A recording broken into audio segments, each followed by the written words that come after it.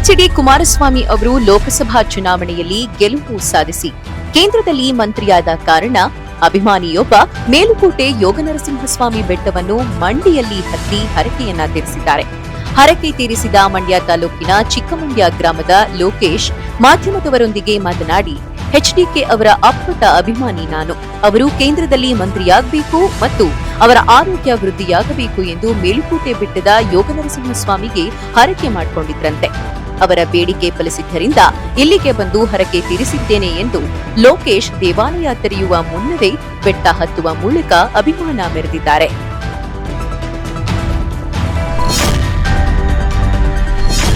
ಭಾರತ ಮತ್ತು ಕೆನಡಾ ನಡುವಿನ ನಿನ್ನೆಯ ಪಂದ್ಯ ಟಾಸ್ ಕಾಣದೆ ರದ್ದಾಯಿತು. ಪಂದ್ಯಾರಂಭಕ್ಕೂ ಮುನ್ನ ಸುರಿದ ಮಳೆಯಿಂದಾಗಿ ಅಮೆರಿಕದ ಫ್ಲೋರಿಡಾದ ಇಡೀ ಮೈದಾನ ಒದ್ದೆಯಾಗಿತ್ತು. ಪಂದ್ಯ ನಡೆಸಲು 1.5 ಗಂಟೆ ಕಾಯಲಾಗಿತ್ತು. ಆದಾಗ್ಯೂ ಅಂಪೈರ್ಗಳು 2 ಬಾರಿ ಫೀಲ್ಡ್ ಪರಿಶೀಲಿಸಿ ಅಂತಿಮವಾಗಿ ಪಂದ್ಯ ರದ್ದುಗೊಳಿಸುವ ತೀರ್ಮಾನ ಕೈಗೊಂಡರು. 2 ತಂಡಗಳಿಗೆ ತಲಾ 1 ಅಂಕಗಳನ್ನು ನೀಡಲಾಗಿದೆ. ಈಗಾಗಲೇ ಟೀಂ ಇಂಡಿಯಾ ಗ್ರೂಪ್ ಹಂತದ ಪಂದ್ಯಗಳಲ್ಲಿ ಸತತ 3 ಪಂದ್ಯಗಳನ್ನು ಗೆದ್ದು ಸೂಪರ್ 8ಗೆ ಪ್ರವೇಶಿಸಿದೆ. ಕೆನಡಾ 3 ಪಂದ್ಯಗಳ ಪೈಕಿ 1ರಲ್ಲಿ ಮಾತ್ರ ಗೆದ್ದು ಲೀಗ್ನಿಂದ ಹೊರಬಿದ್ದಿದೆ. ಹಾಗಾಗಿ 2 ತಂಡಗಳಿಗೆ ಇದು ಕೇವಲ ಔಪಚಾರಿಕ ಪಂದ್ಯವಷ್ಟೇ ಆಗಿತ್ತು. ಸೂಪರ್ 8 ಹಂತದಲ್ಲಿ ಭಾರತ ಜೂನ್ 20ರಂದು ಬಾರ್ಬಡೋಸ್ನಲ್ಲಿ ಆಫ್ಘಾನಿಸ್ತಾನವನ್ನು ಎದುರಿಸಲಿದೆ. ಜೂನ್ 22ರಂದು ಆಂಟಿಗುವಾದಲ್ಲಿ ಬಾಂಗ್ಲಾದೇಶ, ನೆದರ್ಲ್ಯಾಂಡ್ಸ್ ತಂಡಗಳಲ್ಲಿ ಒಂದನ್ನ ಎದುರಿಸಲಿದೆ. ಜೂನ್ 24ರಂದು ಸೇಂಟ್ ಲೂಸಿಯಾದಲ್ಲಿ ಆಸ್ಟ್ರೇಲಿಯಾದೊಂದಿಗೆ ಸೆಣಸಲಿದೆ. ಗ್ರೂಪ್ ಎ ಅಂಕಪಟ್ಟಿಯಲ್ಲಿ ಟೀಂ ಇಂಡಿಯಾ 7 ಅಂಕಗಳೊಂದಿಗೆ ಅಗ್ರಸ್ಥಾನ ಕಾಯ್ದುಕೊಂಡಿದೆ.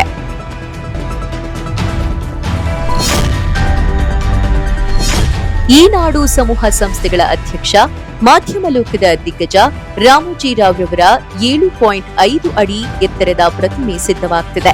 ಆಂಧ್ರಪ್ರದೇಶದ ಕೋನಸೀಮಾ ಜಿಲ್ಲೆಯಲ್ಲಿ ಪದ್ಮವಿಭೂಷಣ ರಾಮೋಜಿ ಅವರ ಪ್ರತಿಮೆಗೆ ಅಂತಿಮ ಸ್ಪರ್ಶ ನೀಡಲಾಗುತ್ತಿದೆ. ಈ ಪ್ರತಿಮೆಯನ್ನು ವಿಶಾಖಪಟ್ಟಣದಲ್ಲಿ ಸ್ಥಾಪಿಸಲಾಗುತ್ತೆ. ಜಗತ್ಪ್ರಸಿದ್ಧ ಫಿಲಂ ಸಿಟಿಯ ನಿರ್ಮಾತೃ ರಾಮೋಜಿರಾವ್ ಜೂನ್ 8ರಂದು ನಿಧನರಾಗಿದ್ದಾರೆ.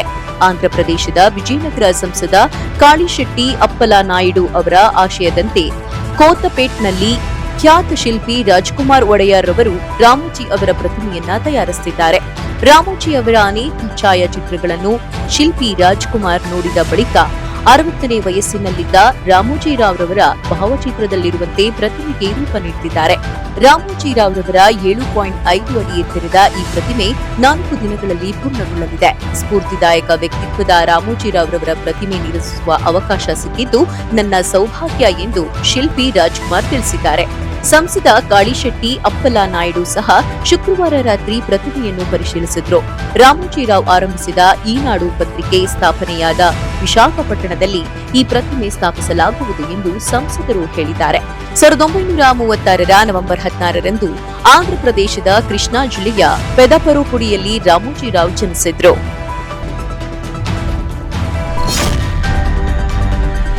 ಈ ಮೊದಲು 3 ಡಿಸಿಎಂ ಸ್ಥಾನಗಳನ್ನು ಸೃಷ್ಟಿಸುವಂತೆ ಒತ್ತಡಗಳಿದ್ವು.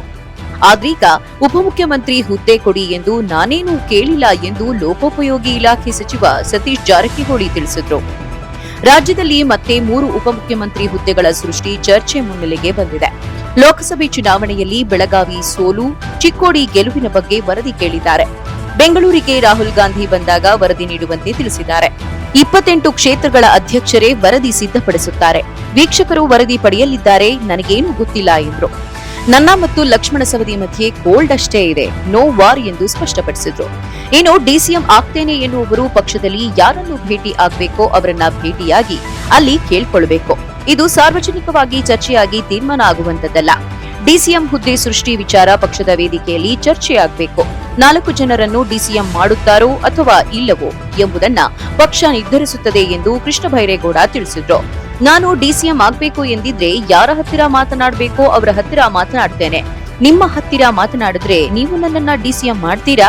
ಅರ್ಹತೆಗಿಂತ ನಮಗೆ ಹೆಚ್ಚು ಅವಕಾಶ ಸಿಕ್ಕಿದೆ. ಈ ಕೆಲಸ ಮಾಡಿದ್ರೆ ಎಷ್ಟೋ ಜನರಿಗೆ ಸಹಾಯ ಮಾಡಿ ಪುಣ್ಯ ಕಟ್ಕೊಳ್ಬಹುದು.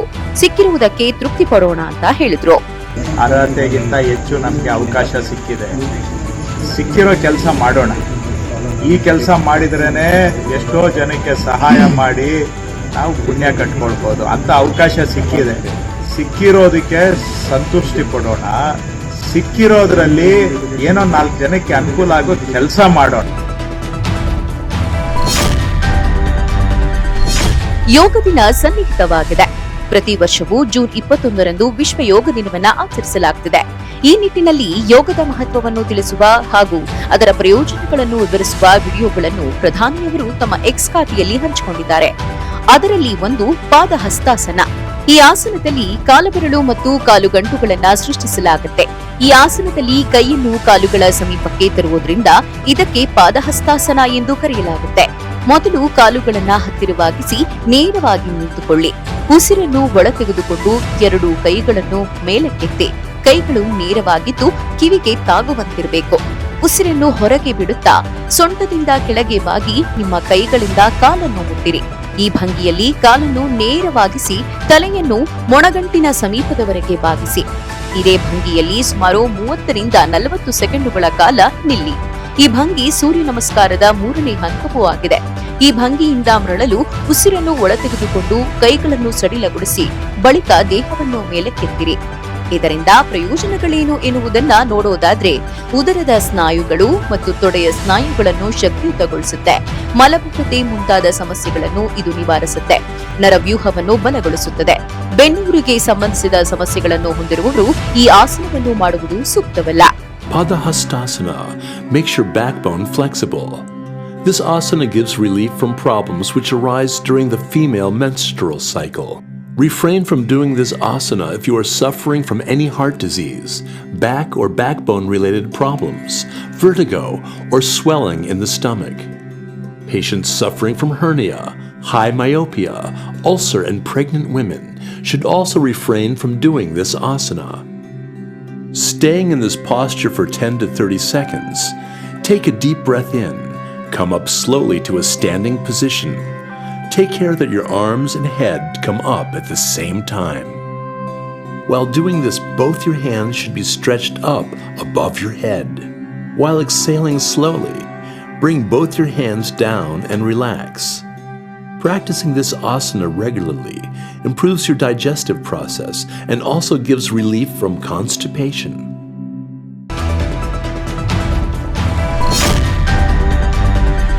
ಮಾಜಿ ಪ್ರಧಾನಿ ದಿವಂಗತ ಇಂದಿರಾ ಗಾಂಧಿ ಭಾರತದ ಮಾತೆ ಎಂದು ಕೇಂದ್ರ ಸಚಿವ ಸುರೇಶ್ ಗೋಪಿ ಬಣ್ಣಿಸಿದ್ದಾರೆ. ಇದೇ ಸಂದರ್ಭದಲ್ಲಿ ಕೇರಳದ ಮಾಜಿ ಮುಖ್ಯಮಂತ್ರಿ ಮತ್ತು ಹಿರಿಯ ಕಾಂಗ್ರೆಸ್ಸಿಗ ಕೆ ಕರುಣಾಕರನ್ ಧೈರ್ಯವಂತ ಆಡಳಿತಗಾರ ಎಂದು ಮೆಚ್ಚುಗೆಯನ್ನ ವ್ಯಕ್ತಪಡಿಸಿದ್ದಾರೆ.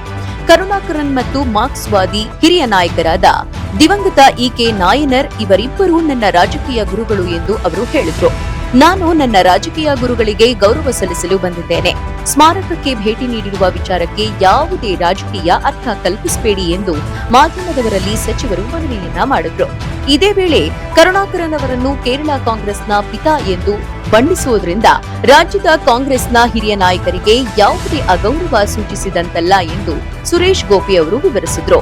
ಕರುಣಾಕರನ್ ಮತ್ತು ಅವರ ಪತ್ನಿ ಶಾರದಾ ಟೀಚರ್ ಅವರಂತೆಯೇ ನನಗೆ ಕರುಣಾಕರನ್ ಮತ್ತು ಅವರ ಪತ್ನಿ ಕಲ್ಯಾಣಿ ಕುಟ್ಟಿ ಅಮ್ಮ ಅವರೊಂದಿಗೆ ಉತ್ತಮ ಬಾಂಧವ್ಯವಿದೆ ಎಂದರು. ಕುತೂಹಲದ ವಿಚಾರ ಏನೆಂದ್ರೆ, ಪ್ರಸಕ್ತ ಲೋಕಸಭಾ ಚುನಾವಣೆಯಲ್ಲಿ ಸುರೇಶ್ ಗೋಪಿ ತ್ರಿಶೂರ್ನಲ್ಲಿ ಕರುಣಾಕರನ್ ಅವರ ಪುತ್ರ ಕಾಂಗ್ರೆಸ್ ನಾಯಕ ಕೆ ಮುರಳೀಧರನ್ ಅವರನ್ನ ಸೋಲಿಸಿದ್ರು. ಸಿಪಿಐ, ಕಾಂಗ್ರೆಸ್ ಮತ್ತು ಬಿಜೆಪಿ ನಡುವಿನ ತ್ರಿಕೋನ ಸ್ಪರ್ಧೆಯಲ್ಲಿ ಕೆ ಮುರಳೀಧರನ್ 3ನೇ ಸ್ಥಾನಕ್ಕೆ ತಳ್ಳಲ್ಪಟ್ರು.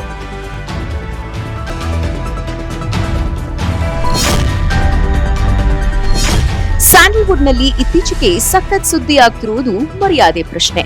ಹೌದು, ಸಖತ್ ಸ್ಟುಡಿಯೋ ಮೂಲಕ ಆರ್ಜಿ ಪ್ರದೀಪ್ ರವರು ನಿರ್ಮಾಣ ಮಾಡುತ್ತಿರುವ ಮೊದಲ ಸಿನಿಮಾದ ಹೆಸರೇ ಮರ್ಯಾದೆ ಪ್ರಶ್ನೆ. ಸಖತ್ ಕಂಟೆಂಟ್ಗಳ ಮೂಲಕವೇ ಪ್ರೇಕ್ಷಕರ ಗಮನ ಸೆಳೆಯುತ್ತಿರುವ ಸಖತ್ ಸ್ಟುಡಿಯೋ ನಮ್ಮ ಚಿತ್ರರಂಗದ ಸೆಲೆಬ್ರಿಟೀಸ್ ಅವರವರ ಜೀವನದ ಮರ್ಯಾದೆ ಪ್ರಶ್ನೆ ಬಗ್ಗೆ ಪೋಸ್ಟ್ ಮಾಡುವ ಮೂಲಕ ಶೀರ್ಷಿಕೆ ಬಿಡುಗಡೆ ಮಾಡಿತ್ತು. ಆರ್ಜೆ ಪ್ರದೀಪ್ ಒಡೆತನದ ಸಖತ್ ಸ್ಟುಡಿಯೋ ಬಹಳ ಕ್ರಿಯೇಟಿವ್ ಆಗಿ ಮರ್ಯಾದೆ ಪ್ರಶ್ನೆ ಸಿನಿಮಾವನ್ನ ಪ್ರಮೋಷನ್ ಮಾಡ್ತಿದೆ.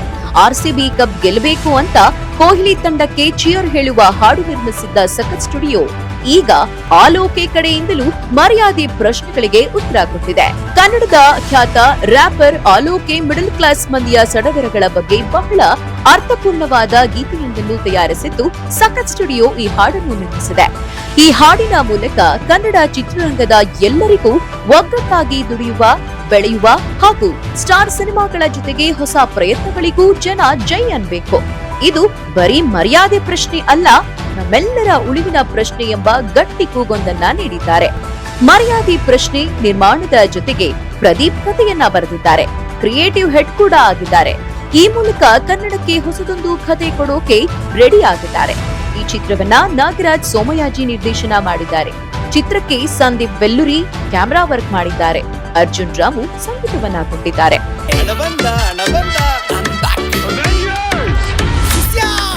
ಸಾಲ ಮಾಡಿ ತುಪ್ಪ ತಿನ್ನು ಮರ್ಯಾದೆ ಪ್ರಶ್ನೆ, 90 ಕಮ್ಮಿ ಮರ್ಯಾದೆ ಪ್ರಶ್ನೆ, ಚೆನ್ನಾಗಿದ್ರು ಇಲ್ಲ ಅನ್ನು ಮರ್ಯಾದೆ ಪ್ರಶ್ನೆ, ಏನಾದ್ರೂ ಸಾಯಕ್ಕಿಲ್ಲ ಮರ್ಯಾದೆ ಪ್ರಶ್ನೆ, ನಮ್ ಗಾಡಿ ಸೌಂಡ್ ಇರ್ಬೇಕು ಮರ್ಯಾದೆ ಪ್ರಶ್ನೆ.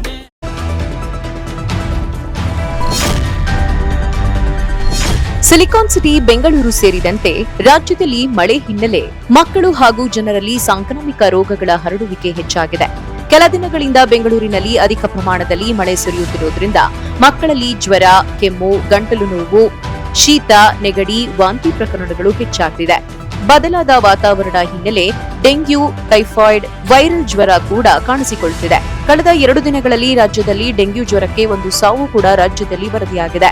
ರಾಜ್ಯದಲ್ಲಿ ಈ ವರ್ಷ ಜನವರಿಯಿಂದ ಒಟ್ಟು 5,000 ಗಡಿ ದಾಟಿ ಡೆಂಗ್ಯೂ ಕೇಸ್ ದಾಖಲಾಗುತ್ತಿದ್ದು, ಬೆಂಗಳೂರಿನಲ್ಲಿ 1,230ಕ್ಕೂ ಹೆಚ್ಚು ಡೆಂಗ್ಯೂ ಜ್ವರ ಪತ್ತೆಯಾದರೆ ರಾಜ್ಯದಲ್ಲಿ 3,557 ಕೇಸ್ ಪತ್ತೆಯಾಗಿದ್ದು, ಜೂನ್ ತಿಂಗಳಿನಿಂದ ಕೇಸ್ಗಳ ಸಂಖ್ಯೆ ಏರಿಕೆ ಕಂಡಿದೆ. ಬಿಬಿಎಂಪಿ ವ್ಯಾಪ್ತಿಯಲ್ಲಿ ಅಲ್ಲಲ್ಲಿ ನೀರು ನಿಲ್ಲುತ್ತಿದ್ದು ಸೊಳ್ಳೆಗಳು ಉತ್ಪತ್ತಿಯಾಗುತ್ತಿದೆ. ಇದರಿಂದ ಡೆಂಗ್ಯೂ ಕಾಯಿಲೆಗಳು ಹೆಚ್ಚಾಗುತ್ತಿದೆ. ಹೀಗಾಗಿ ಆರೋಗ್ಯ ಇಲಾಖೆ ಮುನ್ನೆಚ್ಚರಿಕಾ ವಹಿಸುವಂತೆ ಎಚ್ಚರಿಕೆಯನ್ನ ನೀಡಿದೆ. ವಾತಾವರಣದ ಎಫೆಕ್ಟ್ನಿಂದ ಸಾಂಕ್ರಾಮಿಕ ಕೇಸ್ಗಳ ಸಂಖ್ಯೆ ಹೆಚ್ಚಾಗಿದೆ ಅಂತಿದ್ದಾರೆ ವೈದ್ಯರು.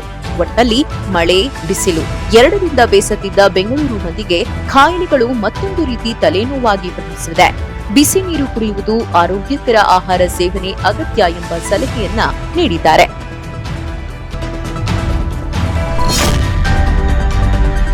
ನನ್ನ ಹೆಣ್ಣು ಮಕ್ಕಳು ಗಂಡು ಮಕ್ಕಳಿಗಿಂತ ಕಡಿಮೆ ಏನು? ಇದು ಜನಪ್ರಿಯ ಹಿಂದಿ ಚಲನಚಿತ್ರವೊಂದರ ಸಂಭಾಷಣೆ. ಬಿಹಾರದ ಎಕ್ಮಾ ಎಂಬಲ್ಲಿನ ಕಠಿಣ ಪರಿಶ್ರಮಿ ಬಡ ತಂದೆಯೊಬ್ಬನ ಬದುಕಿಗೆ ಈ ಸಂಭಾಷಣೆ ಅಕ್ಷರಶಃ ಸರಿಹೊಂದುತ್ತಿದೆ. ಬಿಹಾರದ ಕಮಲ್ ಸಿಂಗ್ ಎಂಬ ವ್ಯಕ್ತಿಯೂ ಕೂಡ ಗಂಡು ಮಗು ಬೇಕೆಂದು ಆಸೆಪಟ್ಟು ಕೊನೆಗೆ 8 ಹೆಣ್ಣು ಮಕ್ಕಳ ತಂದೆಯಾದ ಕಥೆ ಇದು. ಆದ್ರೆ ಇಲ್ಲಿ ಮುಖ್ಯವಾದ ಅಂಶ ಇದಲ್ಲ. ಈ ಕಥೆ ರಾಜಧಾನಿ ಪಾಟ್ನಾದಿಂದ 70 ಕಿಲೋಮೀಟರ್ ದೂರದಲ್ಲಿರುವ ಸರನ್ ಜಿಲ್ಲೆಯ ಎಕ್ಮಾ ಗ್ರಾಮದ್ದು. ಬಡತನದ ನಡುವೆ ಬದುಕಿಗೆ ಆಸರೆಯಾಗಿದ್ದು ಹಿಟ್ಟಿನ ಗಿರಣಿ. ಸಮಾಜದ ಒತ್ತಡದ ನಡುವೆ ಹಿರಿಮಗಳ ಮದುವೆ ಮಾಡಿಸಿದ್ರು. ಬಳಿಕ ಕಠಿಣ ಆರ್ಥಿಕ ಸ್ಥಿತಿಗತಿಗಳ ಹೊರತಾಗಿಯೂ ಉಳಿದ ಹೆಣ್ಣು ಮಕ್ಕಳಿಗೆ ಉತ್ತಮ ಶಿಕ್ಷಣ ಕೊಡಿಸುತ್ತಾರೆ ಸಿಂಗ್. ಇದರ ಫಲಿತಾಂಶವೇನು ಗೊತ್ತೇ?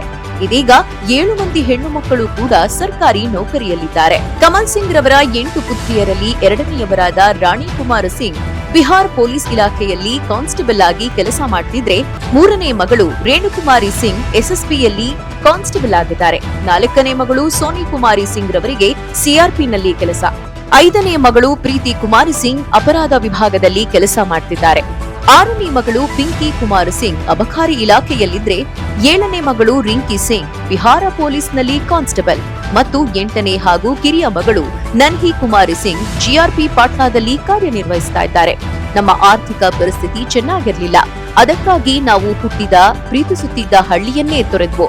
ಇಂದು ನನ್ನ 7 ಹೆಣ್ಣು ಮಕ್ಕಳು ಪೊಲೀಸ್ ಇಲಾಖೆಯಲ್ಲಿ ಕೆಲಸ ಮಾಡ್ತಿದ್ದಾರೆ.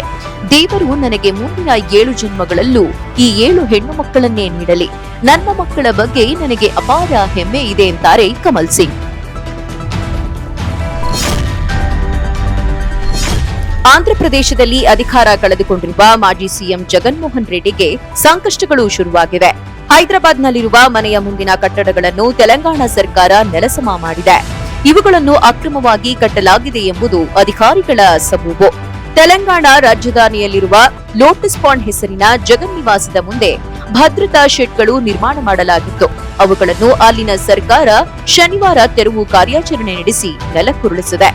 ಲೋಟಸ್ ಪಾಂಡ್ ಎದುರು ಅಕ್ರಮವಾಗಿ ನಿರ್ಮಿಸಿದ್ದ ಪೊಲೀಸ್ ಭದ್ರತಾ ಶೆಡ್ಗಳನ್ನು ಜಿಎಚ್ಎಂಸಿ ಅಧಿಕಾರಿಗಳು ಒಡೆಸಿ ಹಾಕಿದ್ದಾರೆ. ನಿವಾಸದ ಮುಂದೆ ಇರುವ ರಸ್ತೆಯಲ್ಲಿ ವಾಹನ ಸಂಚಾರಕ್ಕೆ ಅಡ್ಡಿಯಾಗುತ್ತಿದೆ ಎಂಬ ಆರೋಪ ಕೇಳಿಬಂದ ಹಿನ್ನೆಲೆಯಲ್ಲಿ ಅಧಿಕಾರಿಗಳು 3 ಶೆಡ್ಗಳನ್ನು ತೆರವುಗೊಳಿಸಿದ್ದಾರೆ. ಮಾಜಿ ಸಿಎಂ ಜಗನ್ ಸಾರ್ವಜನಿಕ ಆಸ್ತಿಯನ್ನು ಆಕ್ರಮಿಸಿಕೊಂಡಿದ್ದಾರೆ ಎಂಬ ಆರೋಪ ಕೇಳಿಬಂದಿದೆ. ಮಾಜಿ ಸಿಎಂ ರವರ ಆಡಳಿತ ಕಚೇರಿ ಮತ್ತು ವೈಎಸ್ಆರ್ ಸಿಪಿಐ ಕಚೇರಿ ಮುಂದಿನ ರಸ್ತೆಯನ್ನ ಅಕ್ರಮವಾಗಿ ಕಬ್ಜಾ ಮಾಡಲಾಗಿದೆ ಎಂದು ಜನರು ದೂರಿದ್ದಾರೆ. ಈ ಬಗ್ಗೆ ತನಿಖೆ ನಡೆಸಬೇಕು ಎಂಬ ಕೂಗು ಎದ್ದಿದೆ.